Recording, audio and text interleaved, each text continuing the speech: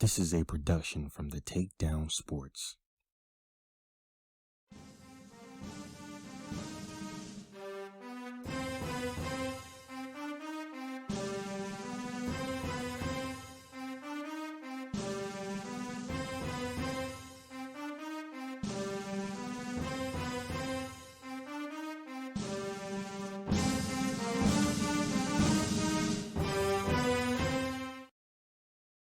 What's up, y'all? T-Bron31 here from the Takedown Sports, along with Jaboc the Great, and this is The Last Word.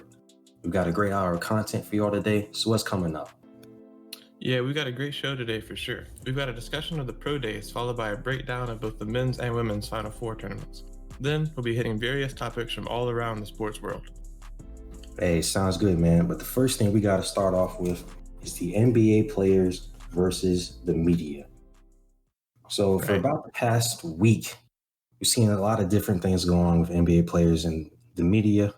We had Stephen A. Smith going at Russell Westbrook. You know, we've had KD going at Michael Rappaport. We've had JJ Redick going at his front office and then getting hit by the media for it. And then just overall, a lot of stuff on social media regarding the players, which is something that I really want to talk about. But first, we'll start out with Russ and Stephen A. Right. So if you don't know exactly what happened here, Russ put up a pretty historic triple-double, and then Stephen A said that triple-double didn't matter to him because Russell Westbrook has no championships. And Russ and his wife both clapped back and said that Russ is a champion for simply making it into the league and for the stuff he does for the people, and that an actual NBA championship does not make him who he is. Yeah, I mean, the thing is, I feel like that was a basketball take from Stephen A, so I don't think it was really personal. But yeah, he also said, "I respect him as a man" before getting into it. Yeah, but I feel like it was just unnecessary in the first place. It's just like, why do you?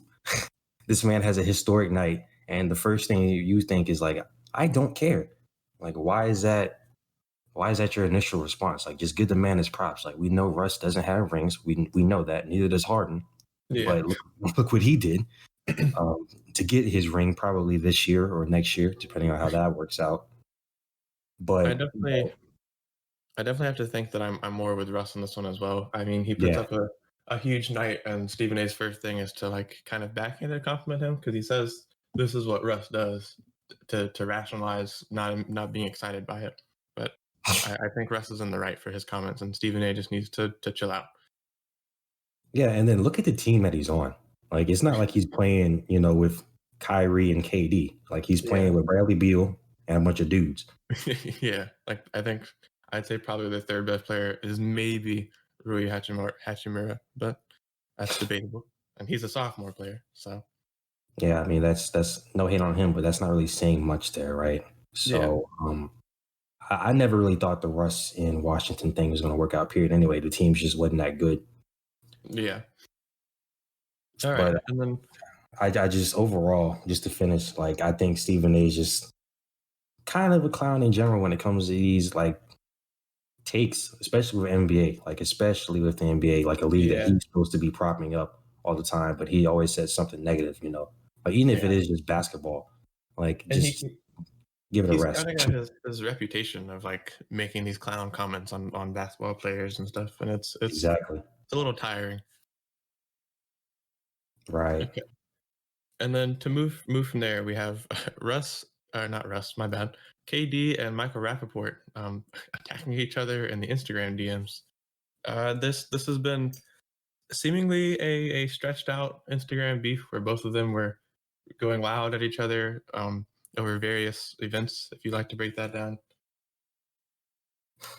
So it looks like this originally started back when KD had an interview on Inside the NBA after a game, and he didn't really like the questions that Chuck, Charles Barkley, gave him. Pretty much gave him one-word answers there.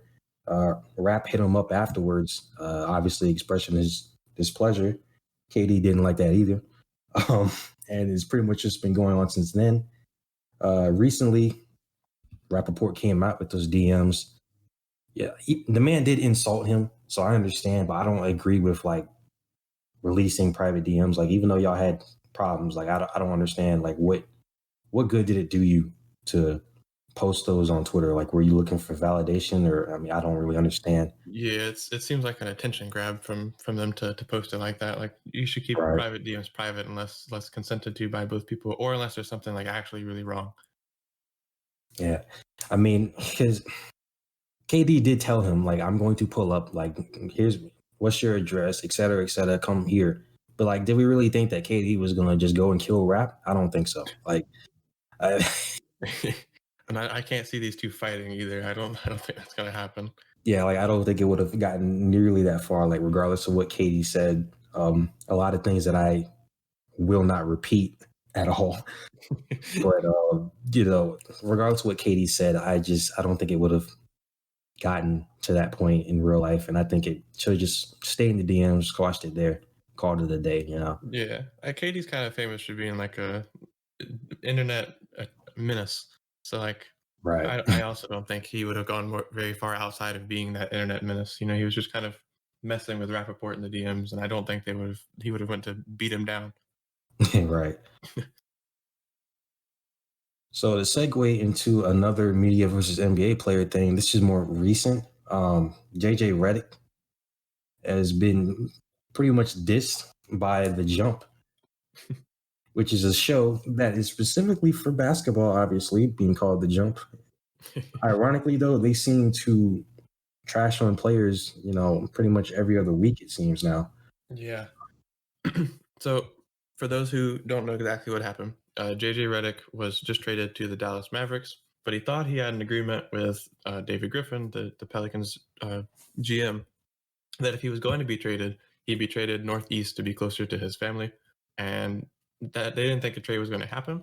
So he thought he was just going to get his contract bought out and he'd be able to sign where he wanted to sign. And then boom, he's traded to Dallas, and he said that David Griffin kind of broke his word. And then Richard Jefferson and the Jump criticized him for saying that, well, the team had to do what was best for the team and that Redick wasn't playing as well this season. So like his comments didn't have any weight. That's an all-time just dumb comment. Like, what does that even mean? Yeah, like even if your stats are in a slump, you can't if someone give you their word, they give you your word. It doesn't matter what your stats are. Exactly. I think that's the crux of the argument, because somehow for a lot of people this turned into, oh, JJ Redick wants to go to the Nets. Instead he goes to the Mavs, which I mean they're still good, but they're probably not going to win the title this year. Yeah. But and also I get like the Nets are a Northeast team, so you can take him wanting to go Northeast as wanting to go to the Nets, but Nets aren't the only team in the Northeast. So. Exactly. It's just another situation, kind of like we see this in the NFL. Deshaun Watson, he was told, like, okay, you're going to have some input with this GM search. They didn't consult him at all. He was upset. Like, it's not the fact that these players think that they're going to have input. It's just the fact that they've been told, hey, like, you tell me something, stick to it. Like, that's the thing. Like, don't go back on your word. Yeah, that's the only real issue with that. So, pretty clown take there from. I usually like Richard Jefferson too. I just don't understand why he. Like, that just felt like an off-base comment there, but it's just a weird take, especially to be like a former player himself. Exactly, that's why I don't understand. I mean, I guess these guys got to make their money in the media now. Like, now that they transition to TV, like, you got to say whatever you got to say to get views, right? Yeah, but even I think with this one, even taking Redick's side would have brought in some views, because not many people right now have been very like pro Redick. People seem to just keep trashing him. Yep, which brings us to the last part of this little segment here. Overall, just talking about social media's treatment of NBA players in general. To start off, I will admit that players are definitely a lot more sensitive to stuff nowadays. Obviously with the KD thing, man had a whole burner account. That was a thing for a while. But I don't understand social media sometimes, the way they talk about players just in general, especially with what we'll talk about later with all these player moves that have been going on, especially with the Nets and the Lakers. Nowadays, teams aren't allowed to get good players apparently, right? Yeah, like as soon as a team starts acquiring good players, social media goes crazy and starts talking about how they're all weak and they're all trash and they need all this to beat an old man. And not to single out one fan base, but like just last year, Lakers fans wanted Kawhi to team up with LeBron, but now it's a problem that Brooklyn has like three super players. So it's just kind of a hypocrisy aspect there. Yeah, exactly. Because I mean, if Kawhi had joined up with the Lakers, I mean, you have three players that are top five caliber, like at any given moment, and like that's a Yeah. little ridiculous, don't you think? And then like say Kawhi did go there and then Dennis Schroeder and Harrell also went there, it'd be over. Like Exactly. Yeah, I mean, you're gonna have super teams regardless. I mean, yeah. I, They happen I every now and then. yeah, I didn't hear that much complaining when the friggin' Cavs and Warriors play like 4 years in a row. Like there was a lot of complaining for sure, but I feel like it's even worse now. But Yeah. You can also definitely tie social media into some deeper like problems with NBA players or basketball players in general, um, are just athletes. I remember very early in the March Madness, a player was receiving death threats because I think he missed a game winner and their team got knocked out of the bracket. I'm like, that's yeah, crazy. yeah, it's not even that serious because I mean, it's not like your bracket. I mean, whoever has a perfect bracket, really? Yeah, and like this year especially, really nobody does. So, Exactly. but your bracket shouldn't cause you to send somebody death threats and like guaranteed almost you're a lot older than this college player is, so like you should take the more mature route there. Yeah, like a game is not gonna piss me off that much to where I'm gonna text somebody like, "Oh yeah, go kill yourself" or some crap like that because you missed a game winner. Like, who cares? It's not that serious, you know. Yeah, like, hopefully we win next year and just move along. Yeah, and then I see people justifying it in other situations, like saying they bet on games. Like, yo, don't get into sports gambling if you ain't got the money to lose. Yeah, like if you're gonna gamble anything, you got to be prepared to lose it without getting angry. Exactly. I just, I just don't understand. I mean, again, like I said, players are definitely more sensitive to stuff, but at the same time, they're still human beings. You Yeah, know. like these players aren't a bunch of robots made for your entertainment, they are people. So Exactly. So I don't. No, that's not everybody on social media. Obviously, it's not yeah, every fan base, but it's just a thing I see. It's kind of a general theme that I see a lot of times, especially this yeah. past.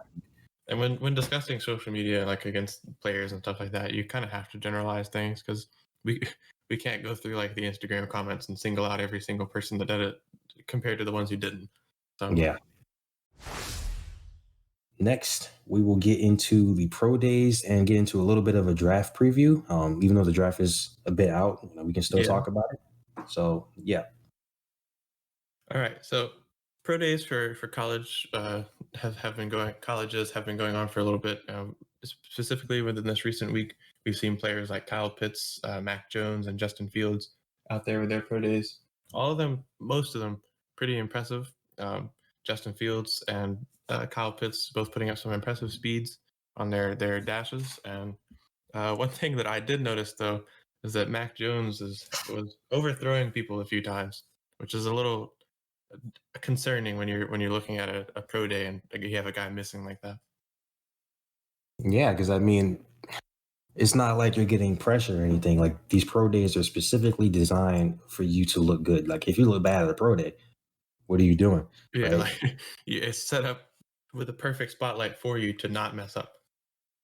Yeah, I mean, now this is not to say that he's going to be trash or anything just because he overthrew some people. Like that Yeah, doesn't like he could turn out to be the best quarterback in 20 years. Like we don't know, yeah, but I do think that kind of shows like, hey, maybe let's slow down with a little of our takes here. yeah. I know Mac Jones suddenly got an increase in hype, and everybody like started boosting him as maybe the best quarterback in this draft class. I'm gonna have to disagree with them for sure. Um, but I mean, he could come out to end up being the best one. He could be better than Fields and Trevor Lawrence, but right now, from what I'm seeing, I'm not gonna give him that title yet. But I Yeah, and think one then thing that's easier to agree on is that Kyle Pitts is the best tight end in this draft. yeah, I'm not even close. I mean, really, you could say he's like I mean, you got Devontae Smith at receiver, obviously, but like overall, just complete receiver, like Kyle Pitts. And I Yeah, think I saw earlier, he said that no teams hadn't really talked to him about strictly playing at receiver, so he'll be running at tight end pretty much if he gets drafted to, whoever. Hopefully the Panthers, if we can get him, yeah, I but would like to have him with the Panthers. but You that's give him a probably you not give going to him a happen. good quarterback, and he's going to be a threat, Yeah, or just a half decent quarterback, just somebody not like Andy Dalton. yeah. I mean, now the whole thing with the 40 time, that I don't know how accurate that is. I mean, one, it's a pro day. Yeah, you got nobody like trying to stop you from running. You're just straight up running, trying to hit your max speed. Which in some situations, you get a deep enough ball, you get away from the defense, create separation. You will be able to hit that speed like that. But most times, especially for a tight end, you're gonna have to muscle through some dudes. So Yeah, but I think just from watching him play, I mean, he kind of plays both styles. Like we obviously guys in the NFL that at tight end that are just big, and then we see guys that are, a lot more slim, not yeah, that are faster. But he kind of plays both ways. So I think that's what really makes him such an X factor. yeah. I've seen his or his player comparison. They expect him to be like a Darren Waller type player, and I think that's a perfect comparison. Yeah, I would say he'd probably be better, like within a few years at least. Yeah, really big, really fast, really good at switching up his position and his movement. So he's going to be dangerous. Yeah, and then something else I wanted to mention here about another quarterback, Justin Fields, as you mentioned earlier. Yep. I don't know why he all of a sudden a lot of people feel like he's not even like number 4 out of the 5 like main quarterbacks, right? And like, Yeah, I where don't is get this that coming from? either. he Like we've seen a lot of the like, oh, he's an Ohio State quarterback thing. He's not going to be good. We just saw Dwayne Haskins pretty much just like crash and burn. Hopefully he can turn it around, but that's really irrelevant as far as I'm concerned. yeah, these other Ohio State quarterbacks, they're the other Ohio State quarterbacks. Like it's not it's not the same person, so it's not going to be the same player. And having him not in the top 5 is disrespectful. I would say he's number 2 for me. But I mean that's debatable, I'm sure. But you can't disrespect the man that much. Yeah, because I mean, a lot of the argument is that okay, Ohio State is one of the top teams in the country every year. They obviously recruit, crazy players, 5 stars at a lot of positions every single year. So you can say it's the talent, not himself. But I don't feel like Dwayne Haskins really got this much hype. I don't feel like any other quarterback before like Cardell Jones, anybody, Braxton Miller, got as much hype coming out as Justin Fields did. So I just think Justin's going to be different. I may be wrong, but I have a hunch. I'm gonna agree with you and definitely say that Justin Fields is going to be different, and I think he'll be one of the better rookies coming out as long as he doesn't get thrown into like a terrible situation or something like that. So, and I hope that Right. all these young guys stay healthy. And we had what's his name from LSU come in and got injured. Oh, Burrow. Yeah. Yeah, Joe Burrow. He came in and got injured. And that sucked a lot. So Yeah, because I mean the Bengals didn't have an offensive line this past year. yeah, they just let him get flattened every play. Yeah, I mean Jamar Chase is definitely going to be a big deal. I've heard things that Burrow wants the Bengals to take him, which I understand. I mean, you had a great rapport with him and everything, but Yeah, you need an offensive line. yeah. Burrow needs to worry about not getting flattened again. Yeah, I mean, maybe if they can get a good old lineman, in the second round, then I would say, okay, go for it. Get Jamar Chase in the Yeah, first round, and then that's cool. But otherwise, like you really need to get a good old, like if you don't find someone in the first round early that you think like you absolutely have to take, then I mean, trade back or just take somebody in the second. yeah. But Jamar Chase is definitely going to be good. I'm just not sure that's what the Bengals need right now. They did just lose AJ Green, but they need a no line before they start worrying about getting skilled players and stuff like that. Yeah, and I think just on watching a few Bengals games, it seemed like AJ Green kind of checked out. Like he didn't really want to be there anymore anyway. Yeah. So anyone they pick up will hopefully be better for them. Um, another good wide receiver that will be coming up soon is Devontae Smith. So that'll be Yeah, I'm interested to see how he will work out. I think he's going to be great, but obviously the big thing with him is like, he's super skinny. yeah, Um, like really small, and it's a little different when you get to the NFL. Not everybody is kind of there's a lot of huge dudes out there ready to stop you in your tracks. yeah, I mean we've seen a lot of comparisons to Marvin Harrison. Obviously Marvin is one of the best receivers of all time. He's a Hall of Famer. He was essentially the same kind of body type, but he's skinnier. So Yeah, it's going to be interesting to see. But I still think he's going to be good. But he'll probably have to put on some weight a little bit at yeah, least. at least a little bit. And then we got a few more things about the pro days and the draft preview to kind of talk about. One of that being the 49ers are being quite confusing right now with what they did to trade their picks around. Yeah, I would see. This is the thing about what I don't understand with the QB draft order right now. All the projections are saying, okay, probably Mac Jones, right?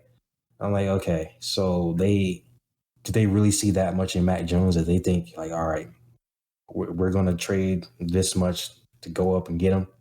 Yeah, I don't because know. they gave up a fortune to the Dolphins, and then the Dolphins finessed the Eagles to move back up the draft order. Right, So I'm just not sure what the 49ers think they're doing. I saw a clip of Kyle Shanahan watching Mac Jones overthrow that dude, and they compared it to Jimmy G overthrowing people in the Super Bowl.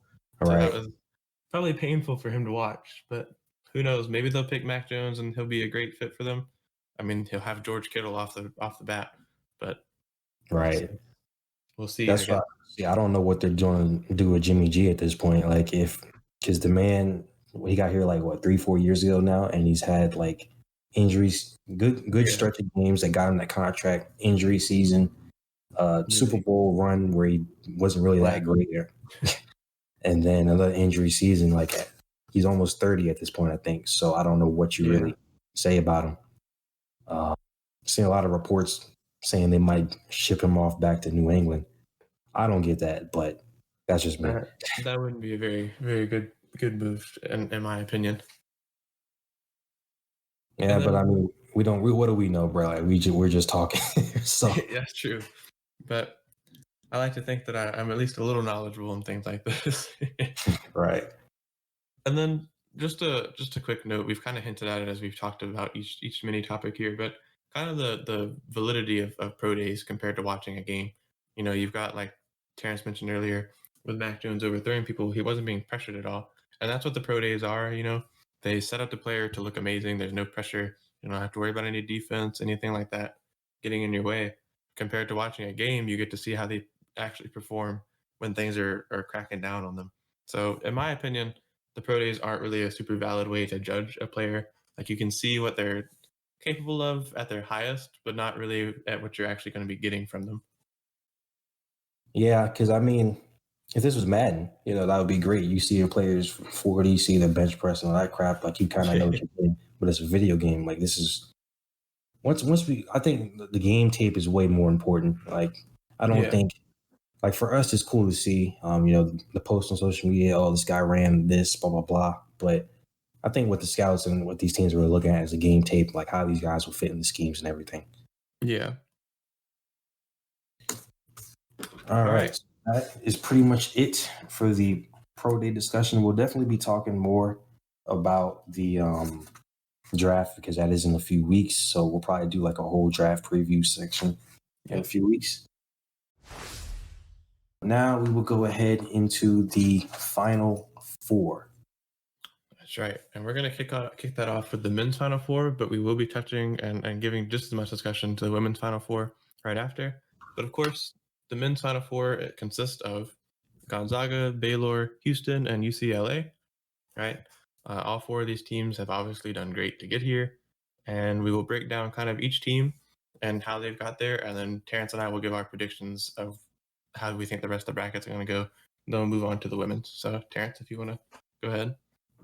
So I'll firstly admit I was completely wrong. I didn't think Gonzaga or UCLA would be in the Final Four here, and I'm not gonna lie. Like I'm not a big college basketball anymore, but I didn't think Gonzaga was like that good. But I mean, they're absolutely killing it right now. So I'm gonna just go ahead and say, look, they completely picked apart USC. Like they just whooped them. Um, USC's defense was like what, top in the league. They led the league in blocks. They didn't get a single block in that game. Uh, Yeah, they couldn't really do much against them. So crazy. obviously USC isn't like the greatest team to exist or anything, but Yeah, I really don't see a situation here at this point where Gonzaga doesn't win this entire thing. yeah. And then, so for me, for the men's, I'll give you just a little bit more. I think Gonzaga is going up against UCLA, and UCLA is a big underdog. They're the 11th seed. They got some really good things going for them too. They grabbed 30% plus of their own misses, which gives them many chances for second chance points, and they only allow 7.2% steal percentage. They also shoot really well from the three, 36.9%, and they usually hold people to about 50% from two. Even with all that, I'm going to still take Gonzaga over them. Gonzaga went up against another great defensive team, and they beat them by almost 20. And then for Baylor and Houston, I think Houston's a much better defensive team than Baylor. Baylor is a really high pace 3-point percentage team, but Houston's been holding people to 29% from three, which is insane. And so I think I'm going to give Houston the edge over Baylor, and then I'm going to go with Terrence and also take Gonzaga over Houston to take March Madness this year. Yeah, pretty much the same thing as far as the Houston Baylor matchup. Yeah, And then obviously Gonzaga, I think will probably just go ahead and win the whole thing. I would like to see what will happen next year, though. yeah, Whenever we finally get back to a regular schedule, Duke and Kentucky, North Carolina will probably be back to full strength as yeah, usual. Roy Williams just retired like earlier today, yeah. so That's that pretty that'll crazy. probably be a hit for North Carolina, but still, I think They'll just with the be yeah. players, they'll be good. And But then yeah, just before we move to the women's, just to highlight some of these players. Drew Timme has been great for Gonzaga. Him and his big mustache, he's averaging 19.7 rebounds and 2 assists, which is really good. And I mean that's crazy. I think he's going to be great. He was projected to be like a really really late second round pick. And he's like 6'10", but I'm thinking that March Madness may boost him up a little bit. right. All right. And from there, we're going to move into the women's Final Four, which consists of UConn, Arizona, South Carolina, and Stanford. So these four teams have all done very great things, and I'll go ahead and break down my opinions on them, and then let Terrence give his. So UConn has been going crazy. They've been led by Paige Beckers, of course, who's averaging 24, 4.6, and 6, and she just got the first female. She's the first female freshman player to win AP Player of the Year. So that's crazy. And then UConn as a whole shoots about 51% from the field, and they hold opponents to 33.5, and they have an average point differential of plus 31.7, and they average 10 more rebounds than their opponents. There is that controversial play where they were bailed out by a no call against Baylor, but at the same time, Baylor was up by like 19 and blew that lead. So I'm gonna say that UConn's gonna end up winning the whole thing. I think South Carolina will beat Stanford with how good they are defensively, but I'm not sure that defense will convert well to UConn, and I think UConn's gonna take it for women's. Yeah, I mean, if you know anything about women's basketball, like at all, UConn has been balling for years at this point. This is nothing new. Paige Beckers is insane. Like, I think if she wanted to leave, go to the WNBA right now, like she could do it. Obviously, like one and done is not as big of a thing in women's Yeah, basketball as it is in men's, but she could definitely be the first, like one of people that can do it. yeah, I mean, this girl is like crazy good. UConn as a whole is crazy good. Yeah. That play against Baylor though, that was like absolute nonsense. Like that definitely should have been a foul. Yeah, and that Baylor would have tied the game, and so it could have gone either way from there. But Exactly. it sucks for Baylor, but I do think Baylor was probably UConn's biggest roadblock, and now it's gone. They play Arizona next, who's led by R.A. McDonald, and she's really great. She has 111 points and 27 rebounds just in the tournament, and Arizona forces like 18 turnovers a game. However, UConn has like a full starting five of scary players, whereas Arizona, you shut down R.A. McDonald, and they kind of fall apart. And I don't think that's going to be good for them against UConn. Right. On the other side, I would say agree with you. I think South Carolina will be there in the end against UConn. I'm pulling for South Carolina because that's my school, but I'm not going to root against them. But UConn, I mean, they're UConn. Like they're just that good. Yeah. To South Carolina's credit, they are defensive monsters. They held Texas to 0 points in the fourth quarter in that last game, which is insane. Like not scoring for an entire quarter. They also averaged 51 rebounds a game and hold people to a very minuscule 26.9 from three. So they are scary defensively. South Carolina is a terrifying defensive team. Yeah, But I think it's definitely going to be close. Like I don't think there's a situation where UConn's going to kill South Carolina like at all. Like yeah. it's definitely going to be super close, but I do think UConn will pull it out in the end. I hope they do not, but And just to make sure we touch every right. team here, South Carolina versus Stanford will probably be pretty close too. Stanford's a good defensive team, and they play a little better in the post than South Carolina. But I don't think Keanu Williams and Stanford will edge South Carolina. I think South Carolina will probably take a good victory there. Yep, I pretty much agree with you there. All right. Next up, we got some player moves to talk about. This is going to be MLB, NBA, and NFL. So a lot of different sports leagues going on here. So the first thing I wanted to mention is my man Dennis Schroeder decided to decline an $84 million extension from the Lakers. I don't understand why. My only thought here is that he's trying to pull an AD because AD declined his extension last year and then got more money in the offseason. However, Dennis right now, 84 million for what he averages is like perfect. So him trying to get more doesn't quite make sense to me from like he should know the Lakers front office isn't going to just throw that at him. Yeah, I mean he's not AD. So yeah. Dennis Schroeder is one of my like favorite players to watch, but I can't really understand this move here. Like I don't know why you would decline that. Yeah, because to me it seems like Drummond, which we'll talk about in a second, it seems like that's really going to be the big three there. Like it doesn't seem like Schroeder is considered like the number 3 guy, even though he is Even playing though point, but scoring still. wise, like he scores better than Drummond, but I do believe that the Lakers are treating it as the big three is Drummond, AD, and LeBron. So I don't think Schroeder should be too hopeful about getting a bigger contract than 84 million. Yeah, unless he wants to, go somewhere else, he'll get that money if he goes somewhere else. But here, I don't understand it. Yeah, Because I mean, I would assume at this point, we know Dennis Schroeder's good, but now yeah, like he probably wants to win. So yeah, I never tell an athlete not to get your money because I mean, I'm sitting here at a computer talking about, oh, this guy shouldn't get this. Like, nah, if you get whatever money you can, but yeah, be smart about it too, yeah. So I mean, he's been with the Hawks and then the Thunder. So now this is his best chance to win right now. So hopefully, he doesn't fumble that away by signing somewhere for a bigger bag. But if that's what he's wanting, is just securing more financial security, then power to him, I guess. Yeah, I guess so. Then moving over to the NFL for a quick second, Tyler Lockett just signed a 4-year, $69.2 million extension with the Seahawks, which he is their main guy, but that's a pretty big contract for him. Yeah, I feel like Tyler definitely deserves the money considering he's been pretty underrated for a while, and he is, like you said, their main receiver. Yeah.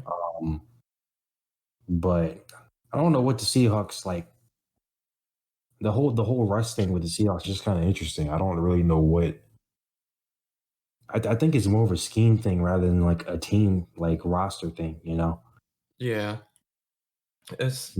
I think the chemistry is probably not going to be too great between all of them now with everything that happened with Russ, and so I'm not sure exactly what their priorities are going to be, but I guess nailing down Tyler Lockett to stay with your organization is not a bad move. Right. Because I mean, pretty much every year now, I don't for like the past what 6, 7, 8 years now, the Seahawks made the playoffs pretty much every single season. Yeah, Had like 10 wins pretty much every year. No, you kind of want to get back to being that Super Bowl contender, but you yeah, can't do it with just Russ and then a few guys. You have yeah, to have a good scheme, full complete yeah. team. You got to have a team. But power to Tyler Lockett for getting his money. Yeah, and I'm excited to see him continue playing with the Seahawks. I think he'll continue to thrive there. Yep. So next up, we got two move. Well, I'd say three moves really. Okay. Um, the first two would be for the Nets. LaMarcus Aldridge and Blake Griffin both going Yep. to the Nets, and Yeah. then Andre Drummond going to LA, creating the Avengers versus the Avengers. Yeah, we've got like Eastern Super Team going up against Western Super Team. It'd be a shame if both these teams missed the finals, or if even one of them did, because that's what it seems like everything's so geared up for. But Exactly. but But we never know what's going to happen because we all thought the Clippers were going to go to the conference finals last year, and they looked like they didn't even want to be in the bubble. yeah, that didn't even the Nuggets knocked them out of there. I wouldn't say easily because it's a 3-1 comeback, but they made the 3-1 comeback seem extremely easy. Yeah. But all three of these players, I believe, went to these teams through contract buyouts. So they had their contract bought out and then got to search the market and figure out where they could go. LaMarcus Aldridge says that KD texted him and said, "Come to Brooklyn," and so he went to Brooklyn. Um, Andre Drummond has been quoted many times saying he wanted to play with LeBron and stuff like that. So now he's over there. And then Blake Griffin, I'm guessing, just wanted to go somewhere better than Detroit. And Yeah. he I achieved mean, that. I don't really. Thing is, I don't really blame these guys because at this point, this is what the league is, right? Um, other than like you got like Steph that's been there for years, but he's obviously won multiple championships. Yeah. Giannis has been loyal to the Bucks. Obviously, Yeah. Dame, you cannot tell Dame he isn't loyal to Portland. You got to remind you every interview. Yeah, I like and dislike that about Dame. Like I wish he would just relax. Like, Like just be loyal without having to mention that you're loyal all the time. yeah, because he couldn't leave at this point. Because if he does, I mean that's his whole brand. I'm loyal to Portland regardless. I don't need other guys coming here. Because since LaMarcus left, I mean, it's really just been him as a superstar guy, and then McCollum as the next guy. But other than that, Yeah. yeah, you Yusuf haven't had Nurkic is back from his injury now, so yeah. But I mean, you haven't had a guy that's top yeah. 10 in the league, He's with him. So that's his thing. he's got like a decent supporting cast this year. He's got, CJ McCollum, Enes Kanter, and Yusuf Nurkic, but kind of the same as last year with having like Hassan Whiteside and everything. So just an odd. He's loyal, but he's kind of stuck with a revolving door of mid tier guys. So, but Drummond, Aldridge, and Griffin are all a little bit older. Aldridge, I think, is the oldest one for sure, and at this point in their career, it's like, do they want to stay there and end up here? Like Aldridge, he wasn't a Spur forever, so if he was gonna try to stay somewhere forever, it'd be more like go back to the Blazers or something like that. So I agree with these guys' movements. Like go somewhere that's going to give you the best chance of success at this point in your career. Yeah, because the thing is, I don't think that these teams will be the same in another 3 years. Not even that. Maybe like 2 years. It'll Yeah. probably be more stuff. I don't think people understand that there's a salary cap. So like after a certain point, the Nets can't pay all these guys because they still have Dinwiddie. You got DeAndre Jordan, James Harden, Kevin Durant, Kyrie Irving, LaMarcus Aldridge, Blake Griffin. They can't pay all these dudes forever. So something's gonna have to happen. Yeah, I mean, I don't. I don't really see these guys sticking together like past 2 years. Maybe like the next two finals, maybe if they get to both of them. Yeah, After that, I don't think so. yeah. And then got a huge deal here in the MLB. Francisco Lindor gets a 10-year, $341 million deal with the New York Mets, that is securing the bag for sure. Maybe we should have like grown up playing baseball or something. I don't know. Every Because I time mean, I you're see not a baseball deal, it's like, dang, maybe I yeah, should have been a baseball player. right. Because you're not getting concussions or anything like you're in the NFL. You know, you got to Yeah, worry about stuff. like for the most part, they're chilling. They're earning a huge amount of money. The only thing is that their contracts are a lot bigger, right? Like he has to stay there 10 years for that deal, unless he's like traded around and stuff like that. Yeah, But the gist of it, that's a 10-year deal. So the next 10 years of his future are set, and that's like half my life, so that's weird to think about. yeah. So I mean, this isn't really surprising. I mean, this is the latest huge deal. Yeah, The MLB, like this is getting kind of commonplace for these top guys. So yeah, we'll probably see the same thing happen this coming off season after the World Series in October. oh, yeah, for Probably be sure. more People are gonna people. keep inking these giant deals, and I I think it's going to be a continuing trend for the MLB for sure. Yeah. So All right. next up, we got Malcolm Butler signing with the Cardinals. I'm gonna be honest, I don't care. Yeah, he was a solid piece for the Titans. He'll be decent for the Cardinals too. It's not really like a Super Bowl changing like move there. So I don't think there's a whole lot to say there. I think he's a good player. He's going to a team that's been picking up some good players. It's not that big of a move though. So I mean, if the Cardinals had like a time machine that you could put someone in and they go, back a few years, like the Cardinals would be one of the best teams like to ever exist with that yeah, receiving core. because But receiving core and they can return J.J. Watt and Malcolm Butler to like super good status and stuff like that. So not that yeah, J.J. Watt isn't super good now, but he just yeah, came off he that injury and everything. ain't So 2014, 2015 JJ Watt anymore. yeah, But it's 2021, so there's no time machine for them. I still think the Cardinals would be good, but I don't yeah, think moves would be that big of a deal. mm-mm. It's not going to be that big. All right, and then finally we have the Colts giving Ty Hilton a 1 year, $10 million extension. So just kind of throwing a little bit of money at I guess their main receiver, try to hold him in place for another year as after coming off of a pretty strong year last year. Not for Hilton himself, but for the Colts in general. Yeah, I think. I mean, Ty's been there for what, like I think he's been there like 6 years now. You have to quote me on that, but I think it's about 6 years. yeah. So I mean, I wouldn't really surprised if they brought him back. They kind of needed him, considering Carson Wentz. Like he definitely was not good last year in Philly, but I think he did kind of get shafted. A lot of his teammates just didn't like him or whatever. Yeah, Uh, and, didn't have a whole lot of weapons. The team just wasn't that good. yeah, Um, and now he's going to move to the Colts, who have T.Y. Hilton, and they've got who's the running back, Naheem Hines. So and he's yeah, and then you got Pittman too. So that's another yeah. receiver there. Yeah, I mean, So I think the Colts will be going back to the playoffs. I'm pretty sure of that if Carson is able to be at least, like 70% of what he was in his almost MVP season. yeah, and hopefully he doesn't end up injured again because that's just going to return them back to square one.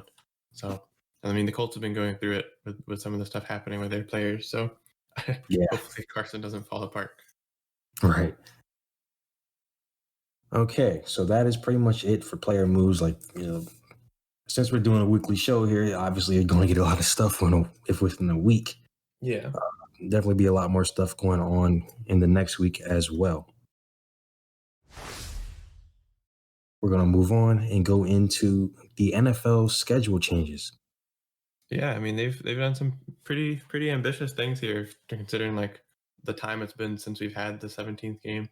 But if you're not aware, there will now be 17 regular season games, moving the regular season to 18 weeks, and it will reduce the preseason to 3 games per team. So I'm not going to lie, I initially like I wasn't a huge fan of this because I felt like it was just kind of unnecessary. But Yeah. as a consumer of football, I'm gonna watch because it's an extra week of games. And We then could see some guys that may not play. Because now that you're putting on an extra game, we get some great matches coming in that we'll talk about in a second. yeah, they've done a really cool way of scheduling it. So to quote the NFL, the added game will feature teams from opposing conferences that finished in the same place within their division the previous season, and just by doing that, like you face somebody who finished the exact same as you, you're bound to get a pretty equal matchup unless like one of these teams made super huge moves in the offseason. Yeah, I mean, for the most part, like I agree. I mean, you're going to get Green Bay against Kansas City, so you got Aaron Rodgers versus Mahomes. It's You've gonna be got great. you got the Seattle versus the Steelers, so two teams that were good last year, but definitely didn't go as far as they probably should have. Especially the Steelers. Yeah, you've got Dallas and the New England Patriots, so that's going to be a big TV spot. Probably going Yeah, to be like 20 million viewers or some crap like that. especially with the I don't predict it'll be a super great game for Dallas with how things are looking, and especially with the Patriots kind of charging up with like Hunter Henry and Jonnu Smith. But as far as the fan bases of Dallas and the Patriots, that'll be a big game. Yeah, I feel like I can't really. I don't know what Dallas is really going to be unless they um, get some. They need defense, but somehow they'll probably end up drafting a wide receiver again. And then But they I just think, signed one, so yeah, I mean, if they fix that defense, they might be exciting. That's what the Cowboys are aiming for at this point. They're not winning anything anyway. So yeah. But the matchups don't stop there. Of course, uh, Fitzmagic or Ryan Fitzpatrick went to Washington, and we have the Washington versus Buffalo matchup. So that'll be at least an interesting game to see Fitzmagic play against this new Buffalo team. And then you got a really nice young matchup with the Dolphins and the Giants because you get Tua versus Daniel Jones. So as long as Daniel Jones plays at kind of like his peak performance, that should be a pretty good matchup. Same with Tua. yeah, then we finally get to see Saquon, fully healthy again. It feels like it's been years almost. Yeah. So that'll be an exciting game for him to be in at that full health as well. Yeah, then you got another. I feel like an underrated game with the Ravens and the Rams. Now that Matthew Stafford is in LA, I think the team will be considerably better, Oh, definitely. and hopefully, I want to see Lamar do really well this season. So you can kind of put he won his first playoff game, so he put that to bed. Now he can get back to really being the guy he was when he won MVP. Yeah. I kind of want to see what happened. I want to see what happened with Zion happen to Lamar. Like, I want the hype to kind of fall off of him and for him to kind of just be under the radar and allow himself to flourish without all Yeah, this negative energy on him. yeah, I kind of agree there because I feel like they put just in general with a lot of these young guys, they put too much pressure on them, and if you don't win if you don't win MVP Super Bowl in your first year, then you're a scrub, and that's just wrong. That's not how it works. But we've also got games like the Saints versus the Titans, which I mean should be just a pretty good equal matchup. Both of these are very talented teams. Even with Drew Brees leaving, the Saints still have plenty of weapons to remain a talented team, and of course the Titans with underrated Tannehill and Derrick Henry is also a problem. So that'll be good. Heck, man, I think with this extra game, I think Derrick Henry can probably run for like 2,200 if he really tried and they pushed him. Yeah, if he puts his all into every game, I think he could hit 2,200 as well. Yeah, and And then lastly, we got Kyler going up against Baker Mayfield, so the Cardinals and the Browns. yep.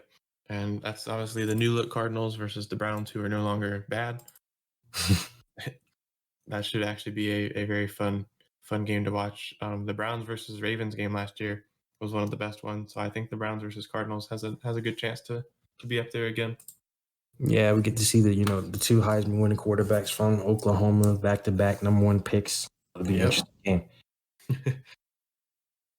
And this 17th game has not come without backlash at all. Alvin Kamara essentially said that he didn't want to play the game. He didn't think it was a good move, like to have the extra game from the standpoint of a player. And as Terrence said, as consumers, of course, we're going to enjoy having an extra game to watch. Like it's going to be an extra week of fun, especially because they made these matchups extremely entertaining. But as a player, I get it. That's an extra week of stuff to do. And so I can't really speak from his perspective, but I do understand his point. And the backlash he's received from fans who have acted like he was stupid for saying that goes into what we said at the beginning of the show, where social media is too hard on these players. Like, sure, Kamara makes a lot of money to play this game, but he is a human who can get exhausted, and football is an exhausting sport. So I get what he's saying, and I think the fans need to back off of him. Yeah, I mean, we've had 16 games only for, like 40 years now for a reason. It's a brutal sport. Like we can't play 82 games like the NBA. You can't play 100 something games like baseball, obviously. There's a reason why there's a week between each game, the limited amount of practices, et cetera, et cetera. Yeah. So I feel like people tweet. I mean, everybody tweets emotionally, but I feel like sports fans, especially whenever they tweet something, it's just immediate emotions coming out. They don't really, critically think there. Yeah, they just kind of let everything spew out without much thought, and that can cause a lot of issues. Yeah, I mean, I think a lot of the thing too is that when they originally voted, to do this, I feel like a lot of players probably didn't really read too much into it. Yeah. A lot of players might have just looked at it and like, hey, the average career for NFL players like what 3 years. So if you're a low level guy, you're trying to get more money, which I don't blame you. But get that we're going to definitely see more injuries for sure. Yeah, which I think is a good reason for them to like reduce the preseason game so that people get a little less injured with having that extra game. But also, we look at last season when they didn't have the preseason, dudes got really hurt. So yeah, it's definitely going to be good to still have those 3 preseason games to kind of keep people from falling apart. Literally. Right. So I mean, I think overall it's going to be exciting. I do hope they don't change anything else. I think the 17th game and the 7 playoffs teams, I think that's good. Like don't mess with anything else at this point. It's going to be a pretty good overall thing. So maybe we could get like the extra bye week like they used to have, and that would be better on the players. But yeah. Okay, so that is pretty much it for the NFL schedule changes. All right, guys. So the last thing we're going to do real quick for this episode is do a look ahead towards the next week of sports. As of right now, we're recording at April 1st, which is a Thursday. So we'll be looking at the next week or so from there. So The first thing is MLB opening day, which is going on right now as we speak. We already had a few games earlier, such as the Blue Jays being the Yankees, which sucks as being a Yankee fan, but it's just one game. Also had the Brewers take it over the Twins. Pittsburgh beat the Cubs, and Detroit in a snow game go over the Indians. Yeah, there's some games going on right now, such as the Cardinals over the Reds, Colorado beating the Dodgers, and a few more after this will start at about 10 o'clock. Yep. My Braves also lost to the Phillies today. So no surprise there. And we also actually did have a game be canceled, not because of COVID, which is good, but actually the weather. We had the Red Sox game canceled, but hopefully there won't be too many COVID cancellations like we had back in the fall last year when they tried to restart. Yeah. All right. And then some other things to look up ahead of. The Final Four games that we talked about earlier will be played on Friday and Saturday. You can expect in our next week's episode, we will talk about the conclusions of those games and move on with stuff like that. So, do you know which day which games are played, Terrence? WNBA is going to be on Friday, so the day this video goes up, and then of course the men's are going to be on Saturday. All right. Okay, that's what I was thinking. Yep. All right. And Finally, Joel Embiid, who was the MVP frontrunner for the NBA until going down with a nasty injury that he's lucky wasn't worse, is expected to make his return on the court this weekend, specifically Saturday.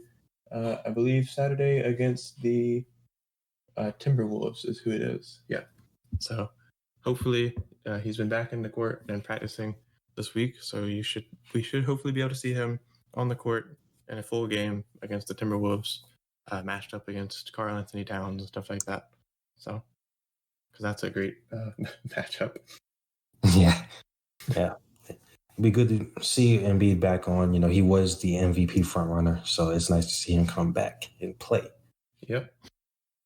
Pretty much for the rest of the week, we just got more NBA games, more NHL games. MLB's in full swing now since it's opening day, of course, like we mentioned. So, obviously we're not going to cover each individual game, being those are leagues that play pretty much every single day. Yeah. But just something to look out for if you're a sports fan. Yep. And we will, even though we won't be hitting like specific game highlights as we go through with this being like a weekly show, we will be hitting some of the bigger points that happen throughout these games. So you may not expect a full like MLB recap, but if there's some big things that happen, you can definitely expect us to hit them. Right. So that's all for you guys today. We really hope you guys enjoy listening. This is our first episode. Obviously it's not going to be perfect. We're trying to get some kinks out and everything like that. But we do hope you guys really enjoy listening. Hopefully you guys come back next week. This has been T-Brown31 from the Takedown Sports. And this is Jaboc the Great. Thank you all for tuning in. Like, comment, subscribe. We will see you all later.